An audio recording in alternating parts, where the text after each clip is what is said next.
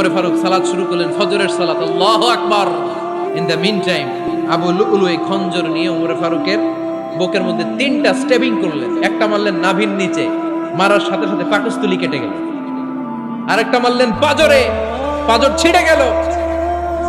3টা মারার পরে ওমরে ফারুক বললেন, কাতালানি আল কাল, এক কুকুর আমাকে মেরে ফেলেছে।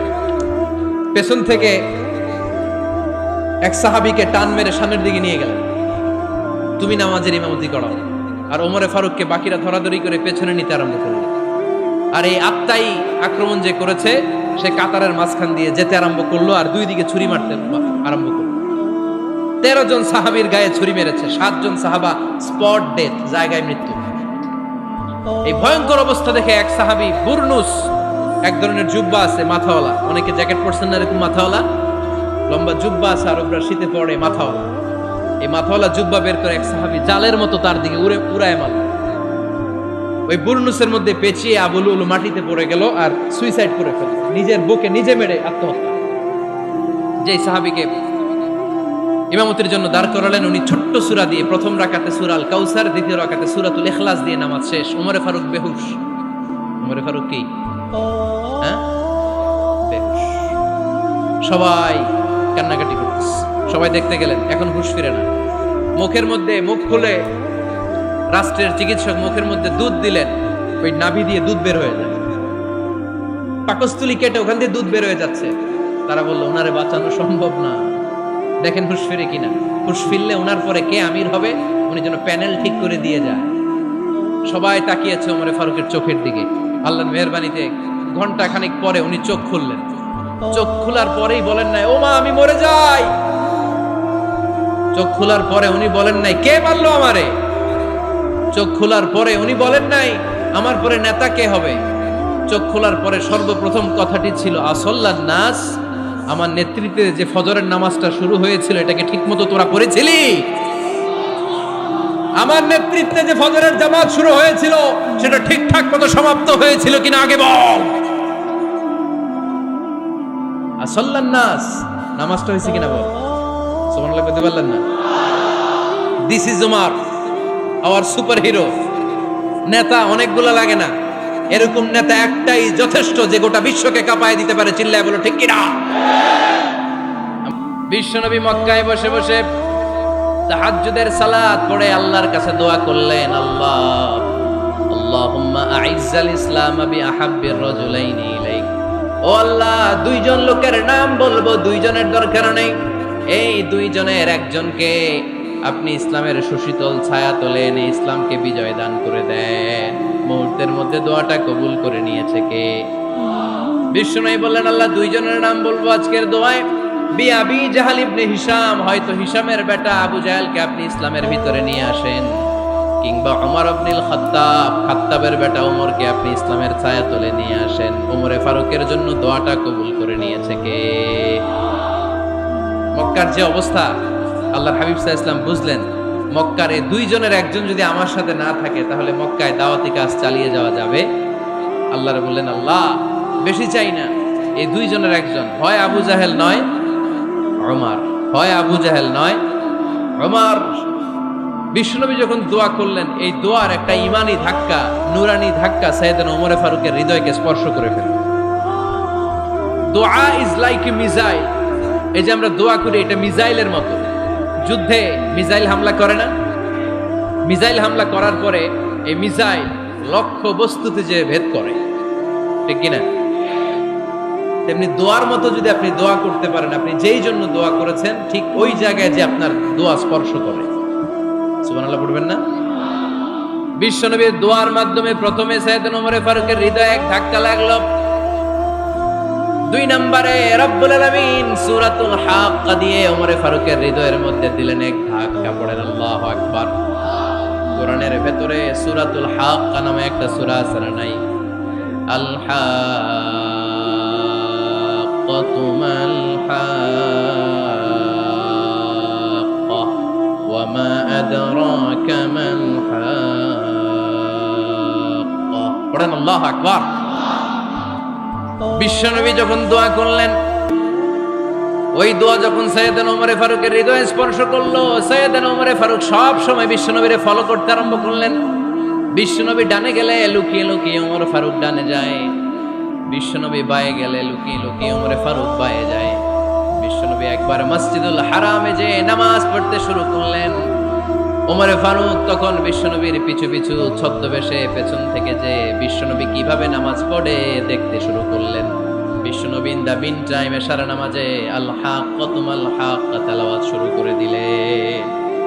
আল হাক্কাতুল হাক্কা তেলাওয়াত শুরু করে দিলেন।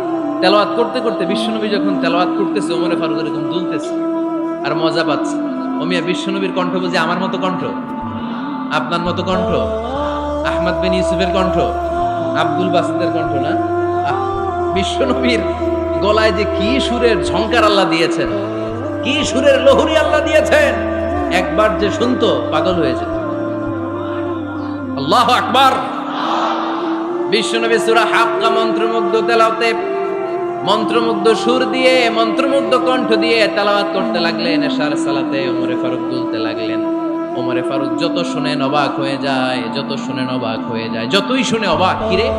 কারণ তিনি আরবি ভাষা বুঝতেন। এত সুন্দর শব্দের গাঁথুনি, এত প্রাঞ্জল বর্ণনা, এত সুন্দর অন্তমিল, এটা কবিতা না হয়ে পারে না। উনি মনে মনে ভাবলেন এটা মনে হয় কবিতা। It might be poem, it could be poem. মুহাম্মদ মনে হয় কবি হয়ে গেছে, তার কাব্য প্রতিভা দিয়ে সে এটা বানিয়েছে। তা না হলে এত সুন্দর কথা এটা কবিতা না হয়ে পারে। ইন দ্য মিন টাইম বিশ্বনবী কিন্তু দেখতেছে না যে পেছনে ওমর। বিশ্বনবী তেলাওয়াত করছিলেন, ইন দ্য মিন টাইম বিশ্বনবী পড়ছিলেন ওমা হুয়া বিকাউলি শাইরিন কলিলাম মা তুমিনুন। এর অর্থ হলো এটা কোনো কবির কথা নয়, খুব অল্প সংখ্যক লোকই তোমরা ঈমান আনো। সুবহানাল্লাহ পড়ে। এটাকে বলে কোইন্সিডেন্ট। কোইন্সিডেন্ট হুট করে অনেক সময় মিলে যায়, যায় কি যায় না। আপনি একজনের কথা ভাবতেছেন ভাবতেছেন, বাজারে গেলেন, বাজারে যেই দেখেন ওই লোকটা দাঁড়ায় আছে, এরকম হয় কি হয় না? কোইন্সিডেন্ট। ওমরে ফারুক মনে মনে যেটা ভাবতেছে ওই কথা দিয়ে বিশ্বনবী তেলাওয়াত করতেছে। আল্লাহু আকবার।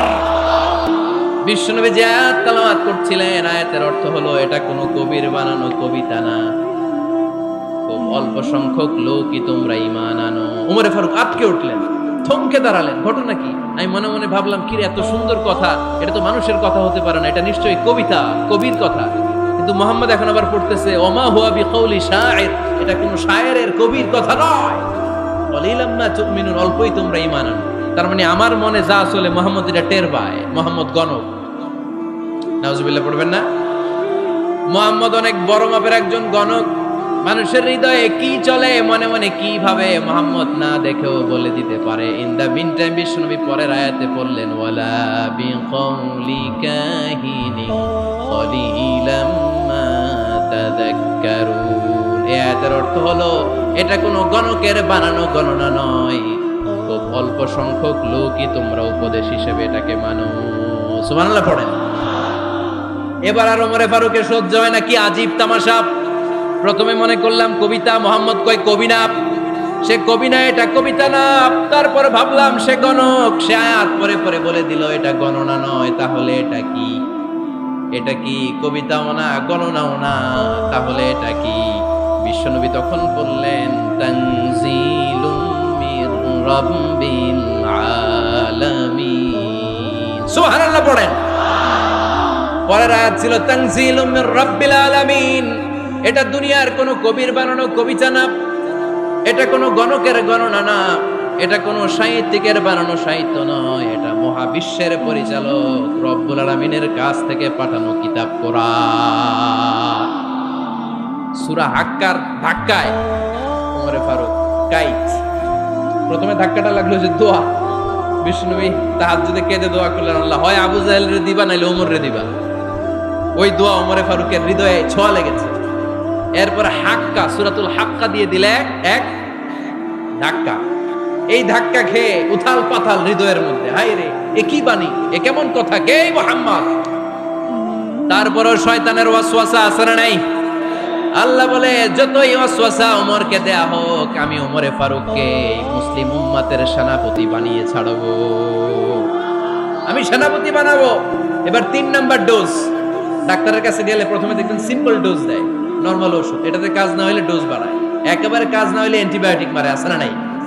আল্লাহ প্রথমে দোয়ার ছোঁয়া লাগালেন, তারপর সূরা হাক্কা দিয়ে ধাক্কা মারলেন, এরপরে রব্বুল আলামিন বলেন এবার 3 নাম্বার ডোজ সূরা তোহা দিয়ে আমি তোমার হৃদয়টারে উজালা বানায় দেব রে ওমর। শয়তান ওদিক দিয়ে ওয়াসওয়াসা, খেলা দুই দিক থেকে চলতেছে। আল্লাহ তাআলা হেদায়েতের রাস্তায় টানছে, শয়তান জাহান্নামের দিকে টানছে। ঘোষণা দেয়া হলো মক্কায়, মুহাম্মদের মাথা কেটে এনে দিলে এত এত স্বর্ণ মুদ্রা দেয়া হবে। ওমরে ফারুক রাজি হয়ে গেলেন, নাঙ্গা তলোয়ার নিয়ে বিশ্বনবীর মাথা কাটার জন্য ছুটলেন। নাউজুবিল্লাহ পড়বেন না? বনু জাহরা গোত্রের এক লোক বলে, আইনা ইয়া ওমর, কই যাও? মুহাম্মদের মাথা কাটতে যাই। আরে মুহাম্মদের মাথা কাটতে যাও? তোমার বোন ফাতিমা বিনতে খাত্তাব আর তোমার বোন জামাই সাঈদ কদ সাবা, এরা তো ধর্ম ত্যাগ করে ফেলছে, এটা তো আমাদের ধর্ম ত্যাগ করে মুহাম্মাদের ফলোয়ার হয়ে গেছে। আগে ওমর ঘর সামলাও, পরে মুহাম্মাদের মাথা কাটতেছে। ওমরে ফারুক অবাক হয়ে গেলেন, তলোয়ার নিয়ে বিশ্বনবীর দিকে না যে নিজের বাড়ির দিকে চলে গেলেন। বিশ্বনবীর আপন বোন ফাতিমা বিনতে খাত্তাব, বোন জামাই সাঈদ আর খাব্বাব রাদিয়াল্লাহু তাআলা আনহু তিনজন মিলে সূরা তোহা তেলাওয়াত করছিলেন। পড়েন সুবহানাল্লাহ। মক্কায় লুকিয়ে লুকিয়ে দাওয়াত হতো। খাব্বাব রাদিয়াল্লাহু তাআলা আনহু একটা চামড়ার ফলকের মধ্যে সূরা তোহার কয়েকটা আয়াত এনে ওমরে ফারুকের বোন আর বোন জামাইকে শিক্ষা দিচ্ছে, ট্রেনিং দিচ্ছে। সুবহানাল্লাহ পড়েন। লুকিয়ে লুকিয়ে ওমরে ফারুক যখন ঘরে চলে আসলেন, এরা তটস্থ হয়ে গেল। সাইয়েদনা খাব্বাব বিছানার তলায় লুকিয়ে গেলেন। ওমরে ফারুক বললেন, দরজা খোলো। ফাতিমা বিনতে খাত্তাব দরজা খোলার পরে নির্মম ভাবে সাইয়েদনা ওমর রাদিয়াল্লাহু তাআলা আনহু বোনের গায়ে আঘাত শুরু করে দিল।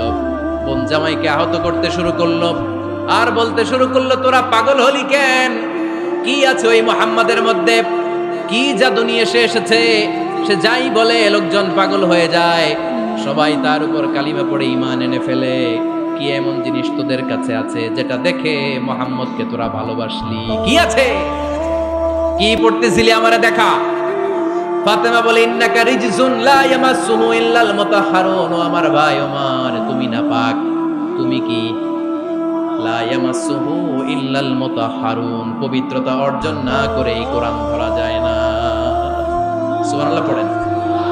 উমরে ফারুক গোসল করে আসলেন, কারণ ধাক্কা তো আগে কয়েকটা খাইছে। কথা বুঝেন নাই বোধহয়? প্রথমে দোয়ার ধাক্কা, পরে কোন সূরা দিয়ে ধাক্কা? হাক্কা দিয়ে ধাক্কা। 3 নম্বরে এখন আরেকটা ধাক্কা খাবে।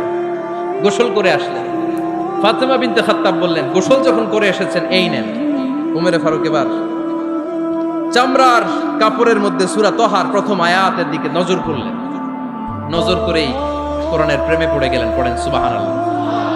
ওমর ফারুক পড়তে আরম্ভ করলেন, তোহা মা আনজালনা আলাইকাল কুরআনা লিতাশকা ইল্লা তাযকিরাতান লিমান ইয়াখশা তানজিলাম মিম্মান খালাকাল আরদা ওয়াস সামাওয়াতিল উলা।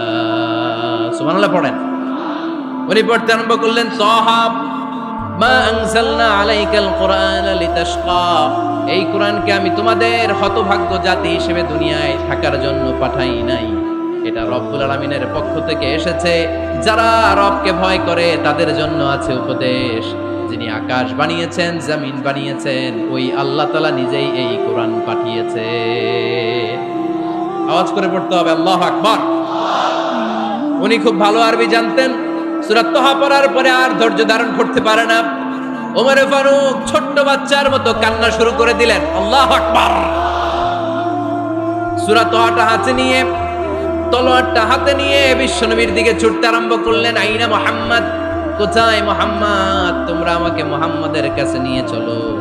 বিশ্বনবী তখন সাফা পাহাড়ের পাদদেশে দারুল আরকাম ইবনে আলকামের ঘরে লুকিয়ে লুকিয়ে কোরআনের দাওয়াত দিতেন। ওমরে ফারুককে পাগলের মতো ছুটে আসতে দেখে বিশ্বনবীর চাচা হামজা ইবনে আব্দুল মুত্তালিব বলল, নবী আপনি পালান। ওই যে খাত্তাবের বেটা ওমর আপনাকে অপমান করার জন্য, আক্রমণ করার জন্য তেড়ে এসেছে। সাহাবীরা বললেন, নবী আপনি পালিয়ে যান, আমরা সামাল দেব। বিশ্বনবী বললেন, না আমি পালাবো না, বরং তোমরা সরে যাও। ওমর ইবনুল খাত্তাবকে আমার দরবার পর্যন্ত আসতে দাও। আমার তো মনে হচ্ছে ওই যে তাহাজ্জুদের নামাজ শেষে চোখের পানি ছেড়ে যে আমি আল্লাহর কাছে দোয়া করেছি, আজকে আমার ওই দোয়াটা কবুল হতে শুরু করেছে।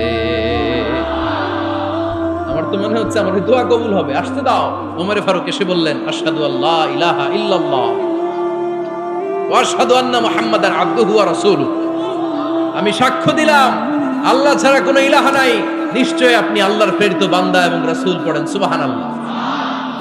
ওমর ফারুক যখন কালিমা শাহাদা পড়ে মুসলমান হয়ে বিশ্বনবীর হাতে হাত রাখলেন, মুসলিম সাহাবীদের মধ্যে খুশি আর আনন্দের বন্যা বয়ে গেল।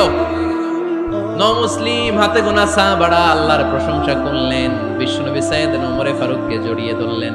ওমর ফারুক এবার বিশ্বনবীরে বললেন, নবী গো, আলাসনা আলাল হক, আমরা কি সত্যের উপরে আছি নাকি আমরা ভুলের উপরে আছি? বিশ্বনবী বললেন, বালা নাহনু আলাল হক, আমরাই সত্যের উপরে আছি। সুবহানাল্লাহ পড়ে।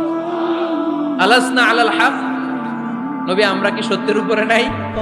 হ্যাঁ অবশ্যই ওমর, তুমি সত্যের উপরে আছো। ওমর ফারুক বললেন, তাহলে ফাফিমাল ইখতিফা, তাহলে লুকায় লুকায় আর দাওয়াত দেব কেন? আমি তো কালিমা পড়ে ফেলছি, আসেন আমার সাথে বের হই।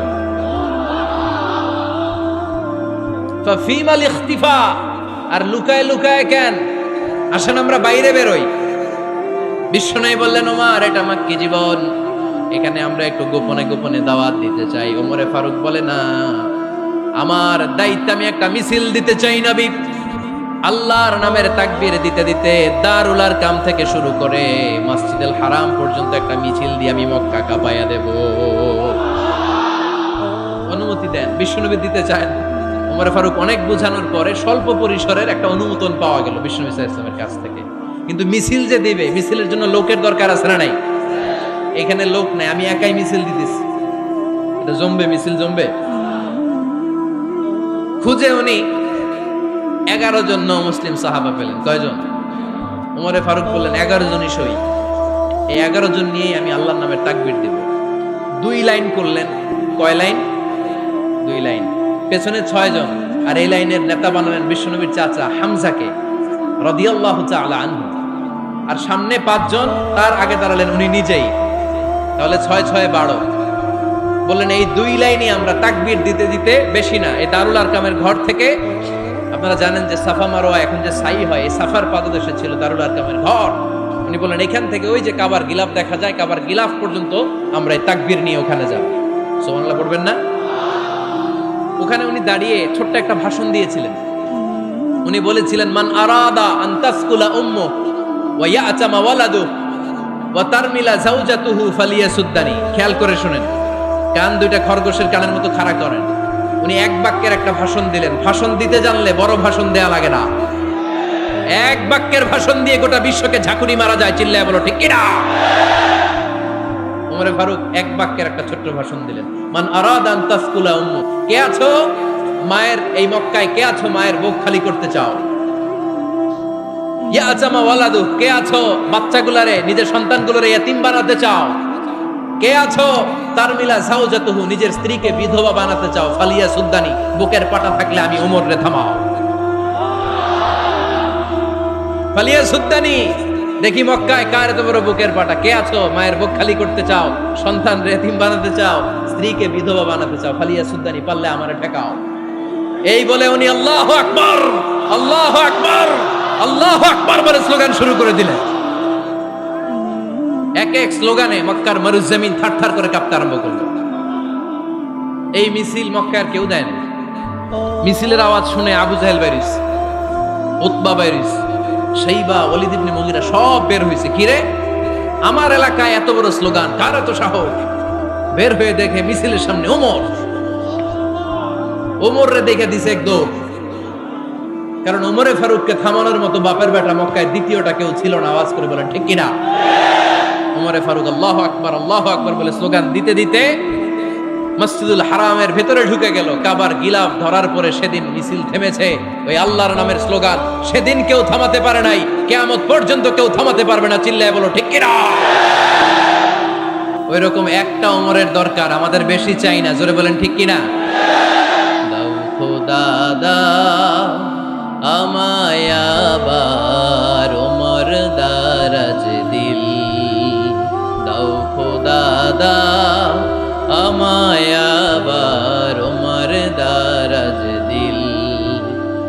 দাও আলীর মতো বীর সেনানী, আলীর মতো বীর সেনানী, জাগাতে নিখিল দাও খোদা দাও আমায় আবার উমর দারাজ দিল। সুবহানাল্লাহ পড়েন। একটা উমর লাগবে, চিল্লায় বলেন কয়টা? ওই উমরের অপেক্ষায় বাংলাদেশ সহ গোটা মুসলিম উম্মাহ, ঠিক কি না? একটা উমরই যথেষ্ট। আমাদের সেন্ট্রাল লিডারশিপ নাই তো, আমাদের কি এদিকে লাথি মারলে আমরা ওইদিকে যাই, ওদিক থেকে গুতা মারলে আমরা এদিকে যাই। আমাদের রিপ্রেজেন্টেটিভ, আমাদের প্রতিনিধিত্ব করার মতো কোনো কেন্দ্রীয় লিডারশিপ নেতৃবৃন্দ গোটা বিশ্বে নাই, ঠিক কি না? আমরা সেই উমরে ফারুকের অপেক্ষায়, আমরা সেই ইমাম আল মাহাদির অপেক্ষায়। এই উমরে ফারুক আমাদের মডেল, ঠিক কি না? থার্ড ইন পজিশন এই পুরা উম্মতের মধ্যে ওনার পজিশন নাম্বার 3। 1 নাম্বার পজিশন বিশ্বনবীর, কার? 2 নাম্বার পজিশন কার? আবু বকর। 3 নাম্বার পজিশন কার? ওমরে ফারুকের। বিশ্বনবী বলতেন লা নবিয়্যা বা'দি, লা নবিয়্যা বা'দি, আমার পরে কোনো নবী নাই। ওয়ালা রাসূলা, আমার পরে কোনো রাসূলও নাই। আমার নবীর পরে আর কোনো নবী আছে? আমার নবীর পরে আর কোনো রাসূল আছে? এই যে কাদিয়ানি যে একটা সম্প্রদায় আছে, এরা কি মুসলিম নাকি অমুসলিম? মুসলিম সম্প্রদায়ের সাথে এদের কোনো সম্পর্ক নাই, চিল্লা বলেন ঠিক কি না?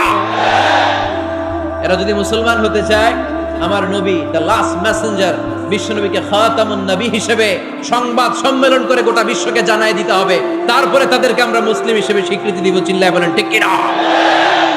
তা না হলে তারা কোন ধর্মের এটাকে জানাই দিতে হবে। No inferiority complex, no identity crisis. Identity ক্রাইসিসে থাকা যাবে না। আপনারা কোন ধর্মের এটা জানায় দেন। আপনারা বিশ্বনবীরও শেষ নবী মানবেন না, আবার মুসলিম বলেও নিজেদেরকে ট্যাগ লাগাতে চাইবেন। সাধারণ মুসলমানরা এটা এই ধোঁকাবাজি মানে না, চিল্লায় বলেন ঠিক কি না? আমার নবীর পরে কোনো নবী নাই, আমার রাসূলের পরে কোনো রাসূল নাই, ঠিক কি না? আল্লাহর হাবিব বলতেন লাউ কানা বা'দি নাবিয়্যুন লাকানা উমর, তবে আমার পরে যদি নবী হওয়ার যোগ্যতা কারো থাকে, আমার ওমরের ওই যোগ্যতা আছে। সুবহানাল্লাহ পড়েন। প্রভু তুমি বলেছো রাসূল দেবে না, বলনি দেবে না ওমর, বলনি দেবে না হামজা তারি, খালিদ বিজয় তুমি বলেছো রাসূল দেবে না। সুবহানাল্লাহ পড়েন। এজন্য আমরা একটা ওমর চাই। কয়টা? বেশি লাগবে? নেতার মতো নেতা কয়টা লাগে? জোরে বলেন কয়টা? Enough, that's enough. ওমর ফারুক আওয়ার সুপার হিরো। ওনার সাথে বিশ্বনবী সাল্লাল্লাহু আলাইহি ওয়াসাল্লামের মুসাহারার সম্পর্ক ছিল। ওমর ফারুক যে বিশ্বনবীর শ্বশুর, এটা অনেকে জানেই না। ওমর ফারুক রাদিয়াল্লাহু তাআলা আনহু বিশ্বনবীর শ্বশুর ছিলেন। এটা আজকে নতুন শুনছেন, কে কে হাত তোলেন? দেখছেন হুজুর? সঠিক বলছি না আমি? অনেকে আমরা জানি না। মাশাআল্লাহ, জানতে লজ্জা নাই, শিখতে লজ্জা নাই। লজ্জা হচ্ছে অজ্ঞতায় আর মূর্খতায়, ঠিক কি না? আমরা শিখতে রাজি আছি। যে কথা বলে আমরা তার ছাত্র। আমার আগে হুজুর কথা বলতেছিলেন, আমরা ছিলাম ছাত্র। এখন আমি কথা বলতেছি, এখন আমরা সবাই হয়ে গেছি ছাত্র, ঠিক কি না? যিনি বলেন তিনি শিক্ষক, বাকিরা আমরা ছাত্র, ঠিক কি না? 4 খলিফার 2 খলিফা, ইসলামের 4 খলিফার 2 খলিফা বিশ্বনবীর মেয়ের জামাই, আর বাকি 2 খলিফা বিশ্বনবীর শ্বশুর। সুবহানাল্লাহ পড়েন। সাইয়েদনা আলী রাদিয়াল্লাহু তাআলা আনহু, সাইয়েদনা উসমান যুন-নূরাইন বিশ্বনবীর মেয়ের জামাই। উসমান রাদিয়াল্লাহু তাআলা আনহুর কাছে বিশ্বনবী 2 মেয়েকে বিয়ে দিয়েছিলেন। একজন মারা যাওয়ার পরে আরেকজন। বিশ্বনবী বলেছেন এরপরে আরেকটা থাকলে ওইটারও বিয়ে দিতাম। সুবহানাল্লাহ পড়বেন না? 2 জন ছিল মেয়ের জামাই আর 2 জন ছিল শ্বশুর। সাইয়েদনা আবু বকর শ্বশুর, বিশ্বনবীর স্ত্রী আম্মাজান আয়েশা রাদিয়াল্লাহু তাআলা আনহার বাবা। বিশ্বনবীর স্ত্রী আম্মাজান হাফসা রাদিয়াল্লাহু তাআলা আনহার বাবা ছিল সাইয়েদনা ওমর ফারুক। চিল্লায় পড়েন আল্লাহু আকবার। জানো তো পজিশন না? সাইয়্যিদু কুহুলিল জান্নাহ, জান্নাতে যত নারীরা যাবে, নারীদের সর্দারিনী হবে সাইয়্যিদাতুনা ফাতেমা রাদিয়াল্লাহু তাআলা। এই ফরিদপুরের যত ইয়াং স্টাররা, তোমরা যারা জান্নাতে যাবে, তোমাদের লিডার হবে সাইয়েদনা হাসান আর হুসাইন রাদিয়াল্লাহু তাআলা আনহুমা। আর বয়স্ক মুরব্বীরা যারা জান্নাতে ঢুকবেন, আপনাদের লিডার হবে সাইয়েদনা আবু বকর আর সাইয়েদনা ওমর ফারুক রাদিয়াল্লাহু তাআলা।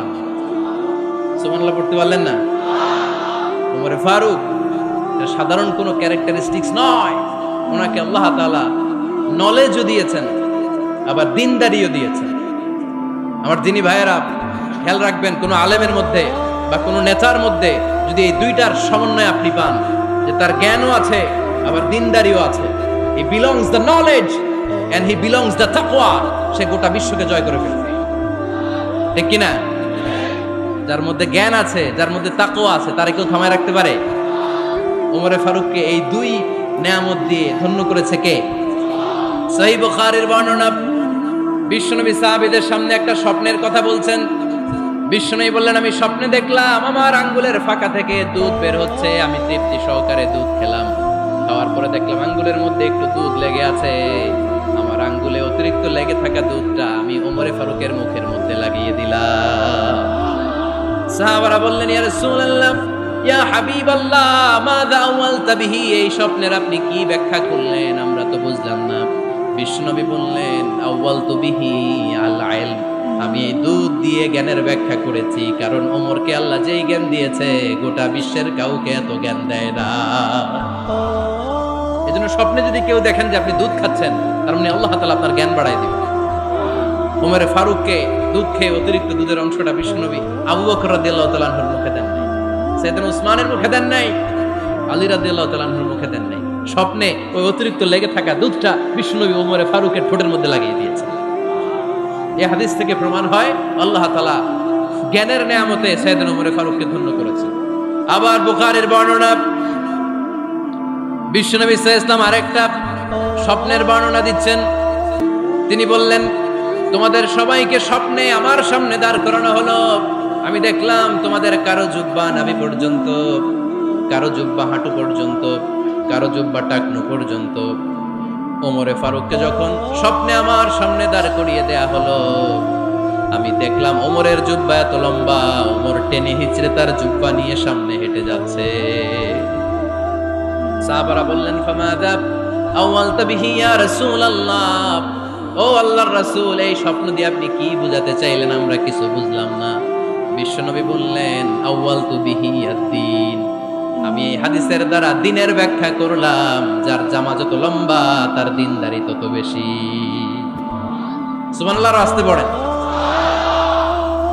স্বপ্নে দেখলেন কোন সাহাবীর জুব্বা নাভি, কোন সাহাবীর হাঁটু, কারোটা টাকনু, কিন্তু ওমরে ফারুকের জুব্বা এত লম্বা, ইয়াজুরু সাওবাহু, তিনি তার জুব্বা টেনে হিচড়ে যাচ্ছেন। বিশ্বনবী বললেন, এটা দ্বারা আমি দ্বীন, আমি তাকওয়া, দ্বীনদারি, তাকওয়া, এটার ব্যাখ্যা করেছি।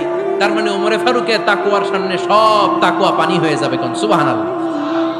আল্লাহ তাআলা সাইয়েদনা ওমরে ফারুককে দ্বীনের জ্ঞান দিয়েছেন, তাকওয়া দিয়েছেন। যুবক ভাইরা, যাকে আল্লাহ তাআলা দ্বীনের জ্ঞান দেয়, যাকে আল্লাহ তাআলা তাকওয়ার এই গুণ দিয়ে সমৃদ্ধ করে, তার জন্য গোটা বিশ্বের সব দরজাগুলোকে ওপেন করে দেয় কে? কত বড় মুত্তাকি ছিলেন সাইয়েদনা ওমরে ফারুক। মদিনার সমাজে কয়জন মুনাফিক ছিল বিশ্বনবী ছাড়া কেউ বলতে পারতেন না। বিশ্বনবী কোন সাহাবীকে মুনাফিকদের লিস্ট দিয়ে যান নাই, একজন সাহাবী ছাড়া। দেখি কেউ বলতে পারেন কিনা ওই সাহাবীর নাম? কি নাম? হুযায়ফা ইবনুল ইয়ামান রাদিয়াল্লাহু তাআলা আনহু। উনাকে বলা হতো সাহিবু সিররি রাসূলিল্লাহ, আল্লাহ রাসূল সাল্লাল্লাহু আলাইহি ওয়াসাল্লামের গোপন তথ্যের ধারক বাহক। সুবহানাল্লাহ পড়বেন না? বিশ্বনবী ইন্তেকালের আগে মদিনার সমাজে মোট কয়জন মুনাফিক আছে, এই তথ্য আবু বকরকে বলেন নাই, ওমর রাদিয়াল্লাহু তাআলা আনহুকে বলেন নাই, উসমান রাদিয়াল্লাহু তাআলা আনহু, আলী রাদিয়াল্লাহু তাআলা আনহু, আশারাতুল মুবাশশিরিনা বিল জান্নাহ কোন সাহাবীকে বলেন নাই। শুধুমাত্র কেবলমাত্র একমাত্র হুযায়ফা ইবনুল ইয়ামান রাদিয়াল্লাহু তাআলা আনহুর কাছে মুনাফিকদের লিস্টে বিশ্বনবী দিয়ে গিয়েছে। সুবহানাল্লাহ পড়ে। মদিনায় কারা কারা মুনাফিক কেউ জানতো না, হুযায়ফা ছাড়া। কে ছাড়া? নামটা আজকে মুখস্থ করেন, যাতে অন্য কোনো ওয়াজে কেউ জিজ্ঞেস করলে বলতে পারেন। মুনাফিকদের লিস্ট যে সাহাবীর কাছে বিশ্বনবী দিয়ে গিয়েছিলেন, সাহাবীর নাম কি? নাম? নামটা কেমন লাগে? ভাল লাগে? অনেকে আমারে জিজ্ঞেস করে, হুজুর আমার ছেলে হবে আগামী মাসে, একটা নাম দেন। নাম দিয়ে দিলাম হুযায়ফা। যাদের হবে ছেলে, এলাকায় যাদের নেক্সট কয়েক মাসে ছেলে হবে, খালি হুযায়ফা চলবে। কি চলবে? ভাল লাগে? নামটা ভাল লাগে? রাইখেন, অনেক সুন্দর নাম। উনিই জানতেন মুনাফিক কারা। দেখেন ওমরে ফারুকের তাকওয়ার লেভেলটা কত হাই। ওমরে ফারুক একদিন হুযায়ফা রাদিয়াল্লাহু তাআলা আনহুর কাছে গেলেন, যে বললেন, হুযায়ফা, বিশ্বনবী ইন্তেকালের আগে মুনাফিকদের নামের লিস্টটা কারো কাছে দেয় নাই, আমার জানা নাই, সাইয়েদনা আবু বকরের জানা নাই, কোন সাহাবীর জানা নাই, তুমি ছাড়া। আমি তোমার কাছে জানতে চাই, আমি ওমরের নামটা ওই মুনাফিকদের খাতায় আছে কিনা আমার একটু বলো। আমার ওমরের নামটা ওই মুনাফিকদের লিস্টিতে একটু আছে কিনা, নামটা একটু বলো। যদি থাকে আমি ভালো হয়ে যাব, আমি নেফাকি দূর করে পাক্কা মুমিন হতে চাই। আমার নাম যদি মুনাফিকের লিস্টে থাকে আমি তো শেষ। হুযায়ফা চোখের পানি ছেড়ে দিয়ে বলে, আমিরুল মুমিনিন, কেমন প্রশ্ন করলেন আপনি? আপনি বিশ্বনবীর শ্বশুর, এই উম্মতে আপনার পজিশন 3 নাম্বার। আপনারে মুনাফিকরা ভয় পায়, শয়তান আপনারে ভয় পায়। আপনি জান্নাতে সব বয়স্ক লোকদেরকে নিয়ে জান্নাতের মধ্যে আগে আগে ঢুকবেন, কেমন করে মুনাফিকদের কাতারে আপনার নাম থাকতে পারে? ওমর, সুবহানাল্লাহ পড়ে। কি বিনয়ী, কি তাকওয়া। হুযায়ফাকে যে ধরতেন, হুযায়ফা একটু বলো না আমার নামটা মুনাফিকদের লিস্টিতে আছে কিনা। ওমরে ফারুকের যদি এই টেনশন থাকে যে আমি মুনাফিক হয়ে গেলাম কিনা, আমাদের এই টেনশন থাকার দরকার আছে না নাই? হ্যাঁ, যেন সব সময় আল্লাহর কাছে দোয়া করতে হবে, আল্লাহ তুমি নেফাকি থেকে আমাদেরকে বাঁচাও। আরো জোরে পড়েন আমিন। আপনারা ওঠা বসা শুরু করলেন কেন? অনেক রাত হয়ে গেছে তাই? হ্যাঁ, শেষ করে দেই তাহলে না? যে অনেকের কষ্ট হচ্ছে মনে হচ্ছে। হ্যাঁ, এক নম্বরে যাচ্ছে এটা সব মুখস্থ দেখি। হ্যাঁ, 1 নাম্বার, 2 নাম্বার, 3 নাম্বার। 1 নাম্বার হইল পেশাবখানা, 2 নাম্বার পায়খানা, 3 নাম্বার নাকি এইটা।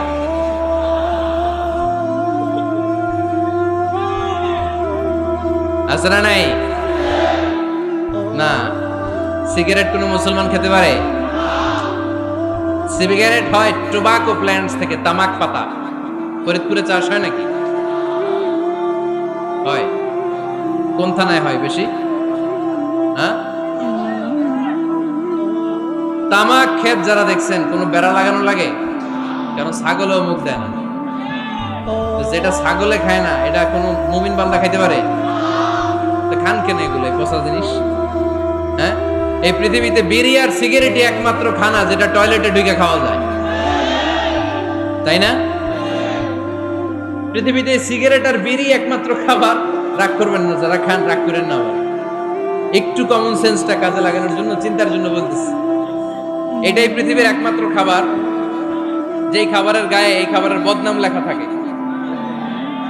স্মোকিং কজেস ক্যান্সার, ধূমপান কর্কট রোগের কারণ, ধূমপান স্বাস্থ্যের পক্ষে ক্ষতিকারক লেখা থাকে না? আচ্ছা ধরেন ফরিদপুরের একটা কোম্পানি নতুন চানাচুর বের করছে, ওই চানাচুরের গায়ে লেখা, এই চানাচুর খাওয়ার 1 ঘন্টার মধ্যে বমি শুরু হবে আর ডায়রিয়া হবে। খাবেন? কি কইবেন? তুই খা। দোকানদারে কি কইবেন? তুই খা, তোর বমি হোক, তোর 14 গোষ্ঠীর ডায়রিয়া হোক, আমি টাকা দিয়ে এগুলো কিনবো না, ঠিক কি না? কারণ এই প্রোডাক্টের গায়ে এই প্রোডাক্টের বদনাম লেখা, এটা আমরা কিনবো কেন? কিন্তু সিগারেটের উপরে সিগারেটের বদনাম লেখা থাকার পরও আমরা খাই, টয়লেটে বসে খাই। এটার মধ্যে একটা পয়জন আছে, এটাকে বলে স্লো পয়জন, নিকোটিন। এটা আপনার লাং, ফুসফুসকে শেষ করে দিবে। Slow poison. সিগারেট খাওয়া অনেকটা আত্মহত্যা শামিল। বিষ খেলে সাথে সাথে মরে, সিগারেট খেলে ধুকে ধুকে মরে। আর সিগারেট থেকে হিরোইন, গাঁজা, ফেন্সিডিল, ইয়াবা, ম্যারিজুয়ানার পথে মানুষ পথ বাড়ায়, পা বাড়ায়, তাই না? এগুলো খাবেন না। বলে তুলকু আইদিকুম ইলা তাহলুকা, নিজেকে স্বেচ্ছায় ধ্বংসের দিকে ঠেলে দিও না। জীবনটা অনেক সুন্দর, জীবনটা অনেক রঙিন, আল্লাহর দেয় জীবনটাকে উপভোগ করার দরকার আছে না নাই? এই জন্য সিগারেটকে এই ফরিদপুরের প্রোগ্রাম থেকে আমরা আজকে নো বলে দিলাম। কি বলে দিব? আওয়াজ করে সবাইকে আমরা সবাই একসাথে বলবো, সিগারেটকে কি বললাম? মনে থাকবে? মাহফিলের প্যান্ডেল থেকে বাইর হয়ে আবার ইয়েস, হ্যাঁ না, ইয়েস করা যাবে না। সিগারেটকে কি বললাম? নো। ওমর ফারুক রাদিয়াল্লাহু তাআলা আনহু আমাদের সুপার হিরো, আমাদের সবাই বলেন আমাদের। উনি কত বড় সুপার হিরো শুনেন। উনি জুমার খুতবা দিচ্ছেন। কি দিচ্ছেন? মসজিদে নববীতে। খুতবার মাঝখানে হঠাৎ বললেন, ইয়া সারিয়াতাল জাবাল, ইয়া সারিয়াত ইবনে জানিমিল জাবাল। এই কথা বলেই আবার খুতবা দিতে শুরু করলেন। ওনার এই ইয়া সারিয়াত ইবনে জানিমিল জাবালের সাথে আগের কথারও কোনো মিল নাই, পরের কথারও কোনো মিল নাই। জুমার নামাজের পর মুসল্লি সাহাবারা ধরলেন, বললেন, ইয়া আমিরাল মুমিনিন। খুতবার মাঝখানে হঠাৎ করে ইয়া সারিয়াত ইবনে জানিমিল জাবাল বলে আপনি চিৎকার করলেন কেন? আপনার এই বাক্যের সাথে আপনার খুতবার আগের বাক্যের কোনো মিল নাই, আপনার খুতবার পরের বাক্যেরও কোনো মিল নাই। এই কথা আপনি কারে বললেন? কারে উদ্দেশ্য করে বললেন? এই কথার তাৎপর্য কি আমাদেরকে বুঝিয়ে বলে। ওমরে ফারুক বললেন, আমি যখন খুতবা দিচ্ছি আমি দেখতে পেলাম ওই যে কয়েক মাস আগে আমি আমার মুসলিম সেনাবাহিনী পারস্যে আক্রমণের জন্য পাঠিয়েছি, বর্তমান ইরানের ওই বিশাল এলাকাতে পারস্যে আমি আমার ব্যাটালিয়ন পাঠিয়েছি। আমি হঠাৎ করে দেখতে পেলাম আমার মুসলিম বাহিনীর সেনাপতি যুদ্ধের এক পর্যায়ে তার ডানে আছে উপত্যকা, বায়ে আছে পাহাড়। সে পাহাড়ি রাস্তা ছেড়ে দিয়ে উপত্যকার দিকে যেতে শুরু করেছে। আমি দেখতে পেলাম আমার মুসলিম বাহিনী যদি উপত্যকার দিকে ছুটে বেড়ায়, কাফির মুশরিকরা আমার মুসলিম বাহিনীকে কচুকাটা করে ফেলবে। তাই আমি এখান থেকে তাদেরকে কমান্ড দিয়ে বলেছি, ইয়া সারিয়াতাল জাবাল, উপত্যকার দিকে নয় পাহাড়ের দিকে যাও, তাহলেই তোমাদের বিজয় নিশ্চিত হয়ে যাবে। উপত্যকার দিকে যেও না, ইলাল জাবাল, ইলা সারিয়াতিল জাবাল, পাহাড়ের দিকে ছোট। সাহাবারা অবাক। ঘটনা কি? উনি বসে আছেন মদিনায় মসজিদে নববীর মিম্বারে দাঁড়িয়ে। উনি যদি ইয়া সারিয়াতাল জাবাল বলে, এটা কি ইরানে যাবে নাকি? ও মিয়া, তখনকার সময়ে বর্তমানের মতো মোবাইল ছিল নাকি? ইন্টারনেট ছিল নাকি? কিছু ছিল? খালি মুখে আমি যদি বলি ইয়া সারিয়াতাল জাবাল, এটা ইরানে যাবে, ইন্ডিয়ায় যাবে, ঢাকায় তো যাবে, ফরিদপুর শহরেই তো বসবে না, ঠিক কিনা? কিন্তু এটা আমিরুল মুমিনিন বিশ্বাসী সাহাবারা বিশ্বাস করে নিল। কিছু মুনাফিক ছিল, এরা কয় না, জামেলাস, এটা তো সম্ভব না। এক কাজ করি, এই সেনাপতি যখন বিজয়ী বেশে মদিনায় ফিরে আসবে আর আমরা ধরবো। এরা দিন গুনতে লাগলো, এই সেনাপতি মুসলিম বাহিনী নিয়ে পারস্য জয় করে কবে ফিরে আসবে। এই মুনাফিকের দলগুলো কখনো সেনাবাহিনীকে অভ্যর্থনা জানাতে যেত না, কিন্তু এইবার সবার আগে মদিনার উপকণ্ঠে যে সেনাপতিদেরকে অভ্যর্থনা জানানোর জন্য ফুল নিয়ে রেডি। ফুল নিয়ে দাঁড়ায় সেনাপতি ঢুকার সাথে সাথে ধরছে, এই সেনাপতি কোত্থেকে আসছে? কই পারস্য জয় করে আসছে। কই এমন এমন দিন, জুমার দিন দুপুর বেলা যুদ্ধের মাঝখানে আমিরুল মুমিনিনের কণ্ঠের কোন কথাবার্তা শুনছো নাকি? সেনাপতি অবাক। কয় তোমরা জানলা কেমনে? শুনছি তো। সুবহানাল্লাহ পড়বেন না? আমরা যুদ্ধে একটা ভয়ঙ্কর অবস্থার মধ্যে ছিলাম। পেছন থেকে শত্রুরা আমাদেরকে আক্রমণ করতে শুরু করে দিল। ডানে যাব না বায়ে যাব, সামনে যাব নাকি পেছনে যাব, রাস্তা খুঁজে পাচ্ছি না। ডান দিকে ছিল আমাদের উপত্যকার রাস্তা, বাঁ দিকে ছিল পাহাড়ি পথ। আমরা সোজা পথ হবে মনে করে উপত্যকার দিকে ছুটতে আরম্ভ করলাম। হঠাৎ করে আমিরুল মুমিনিনের কণ্ঠ বজ্র কণ্ঠে আমার কানের মধ্যে ভেসে আসলো। আমার মনে হলো আমিরুল মুমিনিন কেমন যেন আমাকে কমান্ড দিচ্ছেন আর বলছেন, ইয়া সারিয়াতাল জাবাল, ডান দিকে উপত্যকার পথে নয়, তাড়াতাড়ি পাহাড়ের দিকে সৈন্যবাহিনী নিয়ে উঠে যা। পাহাড়ের দিকে, ডানে না। This is wrong track and this is the right track. ওই দিন যদি ওমরে ফারুকের ওই গাইডলাইন, আমিরুল মুমিনিনের কমান্ড যদি আমি না শুনতাম, আজকে বিজয়ের বেশে ফিরতেও পারতাম না, আমাদের চেহারাও তোমরা দেখতে পেতে না। ওমরে ফারুকের ওই কমান্ড, ওই গাইডলাইন অদৃশ্য থেকে শোনার কারণে ওই পারস্যের মধ্যে আমাদেরকে সেই যুদ্ধে বিজয় দান করেছে কে? দিস ইজ ওমরে ফারুক, দিস ইজ ওমরে ফারুক। বিশ্বনবী বলতেন, ওমর, মা লাকিয়াকা শাইতানু সালিকান ফাজ্জান ইল্লা সালাকা ফাজ্জান গায়রা ফাজ্জিক। ওমর, শয়তান ইবলিস যদি তোমারে কোনো রাস্তা দিয়ে হাঁটতে দেখে, শয়তান ওই রাস্তা রেখে দিয়ে অন্য রাস্তা দিয়ে হাঁটে। সুবহানাল্লাহ বাড়িতে যাই বললেন। কে বলতেছে? বিশ্বনবী। কার ব্যাপারে? ওমরে ফারুকের ব্যাপারে। শয়তান যদি দেখে যে ওমরে ফারুক এই রাস্তা দিয়ে হাঁটতেছে, শয়তান ওই রাস্তা রেখে দিয়ে অন্য রাস্তা দিয়ে হাঁটে। সুবহানাল্লাহ পড়েন। রাত্রিবেলা আমরা আমাদের বাচ্চা ছেলে মেয়েদেরকে যখন খাওয়াই, বাচ্চারা খেতে চায় না, এরকম হয় আপনাদের ফরিদপুর এলাকায়? হ্যাঁ, এই এলাকায় হয় নাকি?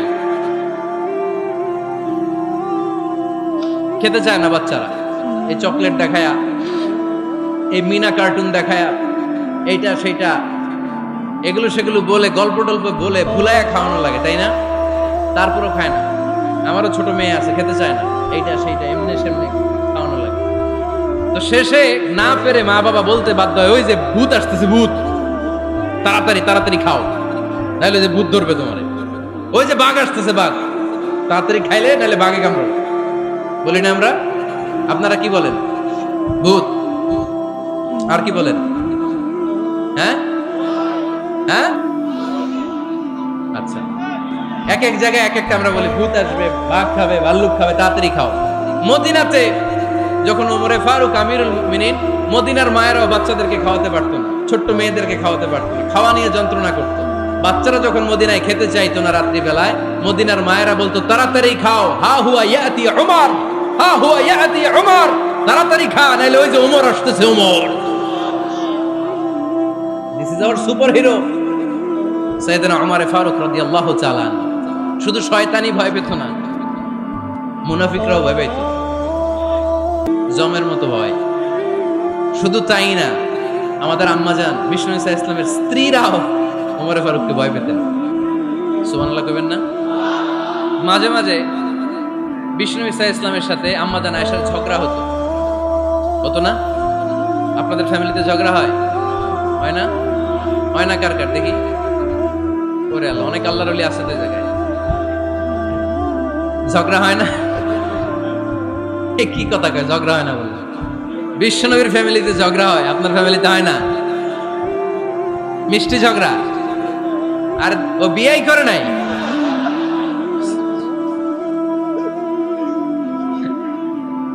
ঝগড়া তো হবেই, দাম্পত্য জীবনের মজাটাই তো এখানে। কখনো ঝগড়া, কখনো আনন্দ, একটু বৃষ্টি, একটু রোদ, একটু হাসি, একটু কান্না, ভালো লাগে, ভালোবাসা শেয়ার করে নেয়া, মিলেমিশে একাকার হয়ে যাও, ঠিক কিনা? আল্লাহর হাবিব সাল্লাল্লাহু আলাইহি ওয়াসাল্লামের সাথে আম্মাজান আয়েশার ঝগড়া হতো। তো একদিন ঝগড়া হয়ে দুইজন রেগে আছে। খবরদার দুইজন রেগে থাকবেন না, একজন রাগলে আরেকজন থেমে যাবেন, কারণ এই ছোট্ট ঝগড়া থেকে এটা অনেক সময় বিচ্ছেদের দিকে গড়ায়। আমার প্রিয় ফরিদপুরবাসী, ভাবি রেগে গেলে আপনি রাইগেন না, ওই দিন আপনি একটু ঠান্ডা থাকেন। আবার আপনি রেগে গেলে, আমার মাইকের আওয়াজ যদি ভাবিরা শুনেন, আপনারা রেগে যায় না, একটু ঠান্ডা থাকেন। দুইজনে রেগে গেলে তো তৃতীয় বিশ্বযুদ্ধ শুরু হবে, তাই না? একজন রেগে গেলে আরেকজন ঠান্ডা। কারণ এই সামান্য ঝগড়া থেকে ইগোর কারণে এটা বিচ্ছেদ আর ডিভোর্স পর্যন্ত গড়ায়। আর শয়তান এখানে উস্কানি দেয়, কারণ ইমানদারদের ফ্যামিলি ভাঙতে পারলে শয়তান সবচেয়ে বড় খুশি হয়। আর ইমানদারদের ফ্যামিলি টিকে থাকলে খুশি হয়ে যায় কে? আম্মাজান আয়েশা রাদিয়াল্লাহু তাআলা আনহার সাথে বিষ্ণু ইসা ইসলামের ঝগড়া হতো মাঝে মাঝে। একবার ঝগড়া হলো, বিষ্ণু ইসা ইসলামের রাগ, আম্মাজান আয়েশাও রাগ। বিষ্ণুই বললেন, আয়েশা, ঝগড়া করে আর কতক্ষণ থাকবো, আসো মিটমাট করি। আয়েশা রাদিয়াল্লাহু বললেন, ঠিক আছে, মিটমাট করি। তো বিষ্ণু ইসা ইসলাম বললেন, মিটমাটের জন্য কারে ডাকবো? ওমর রে ডাকি। কয় না, ওমর রে না, ওমর গালিজ, ওমর অনেক রাগে, আমার ডর লাগে। কয় তাহলে তোমার আব্বারে ডাকি। কয় ডাকেন। কি খুশি! মেয়েদের মধ্যে অভ্যাসটা আছে না নাই?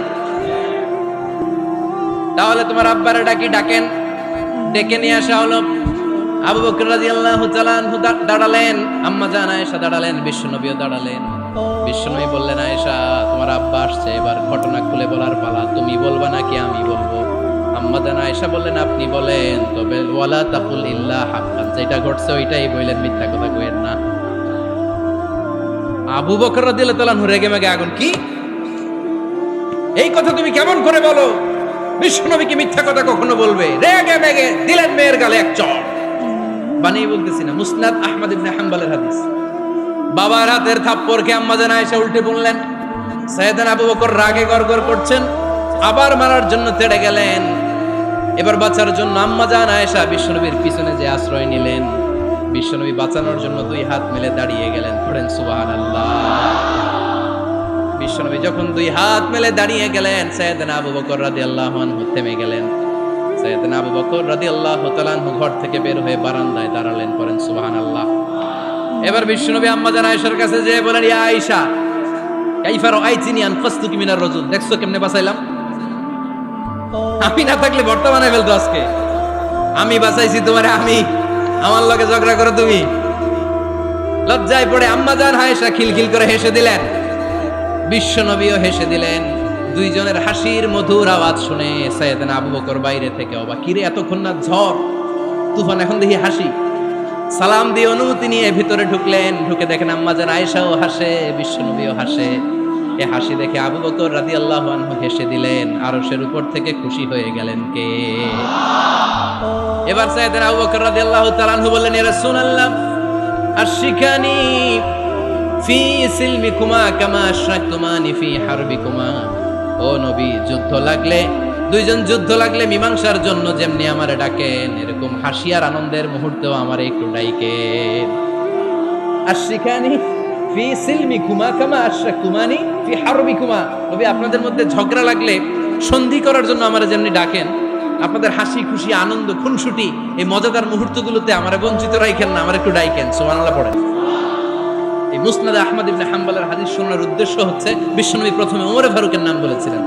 সাইয়েদনা আয়েশা বলে, না আমি ডরাই, হাইবাত, দিস ইজ কল্ড হাইবাত ওমর। একবার বিশ্বনবীর সব বিবিরা ধরলেন, ও নবী আমাদেরকে এটা দেন, ওইটা দেন, ঘরে এটা নাই, ওইটা নাই, ওইটা নাই। বিশ্বনবীকে, আমার কাছে কিচ্ছু নাই, যদি এমনি আমার বউ হয়ে থাকতে চাও থাকো, তাহলে যা, তা না হলে যা লাগবে কিনে দেবো, সাথে সাথে তালাকও দিয়ে দিব। কিছু দিতে পারবো না, আমার নাই তো, সামর্থ্য নাই। কিন্তু বিবিরাও ছাড়া না, এটা দেন ওইটা দেন। বিশ্বনবী রহমতের নবী, বিবিদেরকে বুঝাতেও পারেন না, বিবিরা আবদার করতেছে, নবী এটা লাগবে ওইটা লাগবে। ইন দ্য মিন টাইম বিশ্বনবী একজনের সালাম শুনতে পেলেন, কে যেন দরজায় দাঁড়িয়ে বলতেছে আসসালামু আলাইকুম। বিশ্বনবী দরজার দিকে তাকালেন, তাকিয়ে বললেন ওয়ালাইকুম আসসালাম, আর বুঝতে পারলেন এটা আমার ওমরের সালাম। সালাম দেওয়ার পরে বিবিদের দিকে তাকায় দেখে একজন বিবিও নাই, সব অন্দরমহলের ভিতরে দৌড়। সুবহানাল্লাহ পড়তে পারলেন না? This is our super hero Omar. এরকম ওমর একটা লাগবে, চিল্লায় বলেন কয়টা? একটা ওমর গোটা বিশ্বকে সোজা করে দিবে। একটা ওমর সবল আর দুর্বলের সব পার্থক্য দূর করে দিবে, মাজলুমের উপর জালিমের অত্যাচারের অবসান ঘটায় দিবে, গোটা বিশ্বটাকে সাম্য, মৈত্রী, ভালোবাসার ইনসাফ দিয়ে পরিপূর্ণ করে দিবে। সেই ওমরের অপেক্ষায় আমরা। নিজের ছেলেকে 80টা বেত মেরেছেন। কয়টা? 80টা বেত মেরেছে। এই ব্যাপারে অনেকগুলো বর্ণনা পাওয়া যায়। সবচেয়ে সহি বর্ণনা হচ্ছে মুয়াত্তা ইমাম মালিকের বর্ণনা। ওমর ফারুক রাদিয়াল্লাহু তাআলা আনহুর ছেলে আব্দুর রহমান মারুফুন বিআবি শাহমা ছিলেন মিশরে, ওখানে নাবিজ খেয়েছিলেন। নাবিজ হচ্ছে আরব দেশের লোকেরা দুধের মধ্যে শক্ত খুরমা রাত্রেবেলা ঢেলে দিত, ঢেলে দিলে সারা রাত ওই খুরমার রসটা দুধের সাথে মিশে দুধটা লাল হয়ে যেত, এটারে সকালবেলা খেত, খুব সুস্বাদু, এটাকে বলে নাবিজ। কিন্তু এটা রাতে ভিজাইলে সকালেই খাইতে হয়, রেখে দিলে আবার একটু সমস্যা হয়, এটা অনেকটা তারির মতো হয়ে যায়, মাতলামি চলে আসে। তো ওমরে ফারুকের ছেলে নাবিজ খেয়েছেন, মদ খাননি, নাবিজ। কিন্তু নাবিজ খাওয়াতে সাকরান চলে এসেছে। সাকরান চলে আসাতে এটা যখন প্রমাণিত হয়েছে, আমর ইবনুল আস রাদিয়াল্লাহু তাআলা আনহু নাকি 80 বেত মেরেছেন মিশরে। কয় বেত? নিয়ম হচ্ছে সবার সামনে, কিন্তু সবার সামনে না মেরে একটু গোপনে মেরেছে। এই তথ্য যখন ওমরে ফারুকের কাছে এসেছে, উনি বললেন না, মারতে হবে সবার সামনে, আলাদা মারলা কেন? ও মদিনায় ফিরে আসলে আমি আবার 80টা মারব।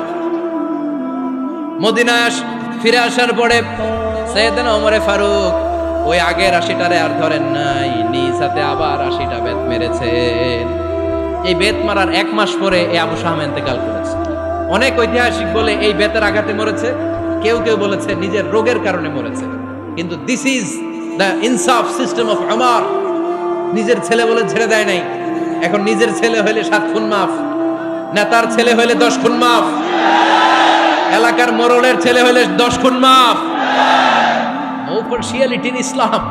ইসলামে পার্সিয়ালিটি নাই। আপনি নেতার ছেলে হন, আপনি বিজনেস ম্যাগনেটের ছেলে হন, আপনি যেই হন না কেন, ইসলামের দৃষ্টিতে সবাই সমান। চিল্লায় বলেন ঠিক কি না? বনু মখজুমিয়া গোত্রের এক নারী চুরিতে ধরা পড়ল। সাহাবারা বললেন, নবী, মদিনার সবচেয়ে ভেরি প্রেস্টিজিয়াস এন্ড ডিগনিফাইড ফ্যামিলির মেয়ে, আপনি হাত কাইটেন না। কারণ ইসলামের নিয়ম চুরি করলে কি কেটে দাও? বিষ্ণু বললেন, বলো কি? হাত না কাটার জন্য তোমরা আমাকে রেকমেন্ড করছো? এটা আল্লাহর আইন, পৃথিবীর কেউ রেকমেন্ড করলো শোনার ক্ষমতা আমার নাই, কারণ আইনটা দিয়েছে কে? লাউ কানাত ফাতিমাতু বিনতি মুহাম্মাদিন সারাকাত লাকাতা মুহাম্মাদুন ইয়াদাহা। আরে বনু মাকসুমিয়া মেয়ে তো দূরের কথা, আমার কলিজার টুকরা ফাতেমাও যদি আজ চুরিতে ধরা পড়তো, তার হাত কেটে দিতে আমি 1 মিনিটও দেরি করতাম না। দিস ইজ ইসলাম। এই হচ্ছে ওমরে ফারুকের মানাকিব। এরকম ওমরে ফারুক কয়টা লাগবে? আওয়াজ করে বলতে হবে, কয়টা লাগবে? একটা লাগবে। এই সাইয়েদনা ওমরে ফারুক মদিনার প্রথম চিফ জাস্টিস ছিলেন। সর্বপ্রথম ওনার পরামর্শে সাইয়েদনা আবু বকর রাদিয়াল্লাহু তাআলা আনহু কোরআনকে সংকলন করেছেন। আমরা এই যে কোরআন পড়ি 30 পারা, এমদাদিয়া লাইব্রেরির 114টা সূরা, কত সুন্দর সন্নিবেশ করা হয়েছে, এখানে সাজানো হয়েছে। আল্লাহর হাবিব সাল্লাল্লাহু আলাইহি ওয়াসাল্লামের সময় কি এরকম কোরআন ছিল নাকি? ছিল না। খেজুর পাতার মধ্যে, গাছের বাকুলের মধ্যে, ওটের বড় হাড্ডির মধ্যে আর পাথরের মধ্যে খোদাই করা কোরআন ছিল। সাইয়েদনা আবু বকরের সময় রাদিয়াল্লাহু তাআলা আনহুর সময় যুদ্ধ হলো, 70 জন হাফেজ সাহাবী ইন্তেকাল করলেন। সাইয়েদনা আবু বকর রাদিয়াল্লাহু তাআলা আনহুকে ডেকে ওমরে ফারুক বললেন, ও আবু বকর, এইভাবে হাফেজে কোরআন সাহাবীরা যদি দুনিয়া থেকে বিদায় হয়ে যায়, আল্লাহর কোরআনও তো বিদায় হয়ে যাবে। আমার পরামর্শ হলো আপনি সব বয়োজ্যেষ্ঠ সাহাবীদেরকে একসাথে করে কোরআনের সব কাগজগুলোকে একসাথে করে একটা নির্ধারিত কপির মধ্যে কোরআনকে সংকলন করে ফেলেন। সাইয়েদনা আবু বকর বললেন, যেটা আমার নবী করে না, এটা আমি কেমনে করি? কিন্তু ওমরে ফারুক নাচরবান্দা বলে না, এটা করলে কোনো খারাপ হবে না, ভালোই হবে। মুসলিম উম্মার জন্য এক জায়গায় কোরআন সন্নিবেশিত থাকবে, আপনি করেন। সাইয়েদনা আবু বকর রাজি হয় না, ওমরে ফারুকও ছাড়ে না। ওমরে ফারুক বলতে বলতে বলতে বলতে এমন ভাবে সাইয়েদনা আবু বকর রাদিয়াল্লাহু তাআলা আনহুকে ধরলেন, সব শেষে সাইয়েদনা আবু বকর ওমরে ফারুকের কথায় কোরআন সংকলনে রাজি হয়ে গেলেন। পড়েন সুবহানাল্লাহ। উনি বললেন, ওমর যখন আমাকে বারবার বুঝাতে লাগলো, আল্লাহ তাআলা আমার হৃদয়টা ওমরের কথা শোনার জন্য খুলে দিলেন। আল্লাহ তাআলা কেমন যেন আমাকে ইলহাম করলেন, আবু বকর করো, এই কাজের মধ্য দিয়ে আমি আমার কোরআনকে গোটা বিশ্বে জীবিত রেখে দেব। This is Omar. এই যে আমরা হিজরি সনের যে আমরা গণনা করি, এই হিজরি সনের প্রবর্তক হচ্ছে সাইয়েদনা ওমরে ফারুক। সাইয়েদনা ওমরে ফারুক এই হিজরি সনের গণনা শুরু করেছে। সাহাবারা বলল, আমিরুল মুমিনিন, খ্রিস্টানদের ঈসাই সন আছে, আমাদের মুসলমানদের কোনো সন নাই। আমাদের একটা সন থাকলে আমাদের জিজিয়া নিতে, আমাদের যাকাতের টাকা উত্তোলন করতে অনেক সুবিধা হবে। ওমর ফারুক বললেন, তাহলে কোন সালকে হিজরি, কোন সালকে মুসলিম সাল হিসেবে আমরা ঘোষণা দিতে পারি? একজন বলল, আমার নবী যেই সালে জন্মগ্রহণ করেছেন ওই সালে। ওমর ফারুক বললেন, না, আমার নবীর জন্ম আমাদের জন্য খুশির দিন, কিন্তু এটা আমাদের জন্য প্রেরণা নয়। প্রেরণা নবীর কাজে, ঠিক কিনা? আরো কিছু সাহাবারা বলল, তাহলে যেই সালে আমার নবী ইন্তেকাল করেছে ওইটারে প্রথম সাল ধরেন। ওমর ফারুক বললেন, না, যেদিন তিনি ইন্তেকাল করেছেন এটা আমাদের দুঃখের দিন, এটা আমাদের প্রেরণা নয়। আমাদের প্রেরণা হচ্ছে বিশ্বনবীর ত্যাগ, তিতিক্ষা আর কাজের মধ্য দিয়ে। জোরে কোন ঠিক কিনা? ওমর ফারুক বললেন, যেদিন বিশ্বনবী ইসলাম রক্ষায় নিজের মাতৃভূমি ছেড়ে মক্কা থেকে মদিনায় গিয়েছেন, ওই দিনটাকে হিজরি প্রথম দিন ধরে আমরা হিজরি সাল গণনা করে শুরু করে দেব। ওইটাই হচ্ছে হিজরি সন। সেখান থেকে হিজরি সনের প্রবর্তন করেছেন সাইয়েদনা ওমর ফারুক রাদিয়াল্লাহু তাআলা আনহু। এই যে স্টেট গভর্নমেন্ট, এই যে প্রিজন, জেলখানা, ক্যান্টনমেন্ট, সচিবালয়, গণভবন, বঙ্গভবন, মুক্তিযোদ্ধাদের ভাতা, রাষ্ট্রীয় ভাতা, এই সব নিয়ম কানুন সাইয়েদনা ওমর ফারুক তার রাষ্ট্রীয় আমলে তিনি নিজে করেছেন। চিল্লায় পড়েন আল্লাহু আকবার।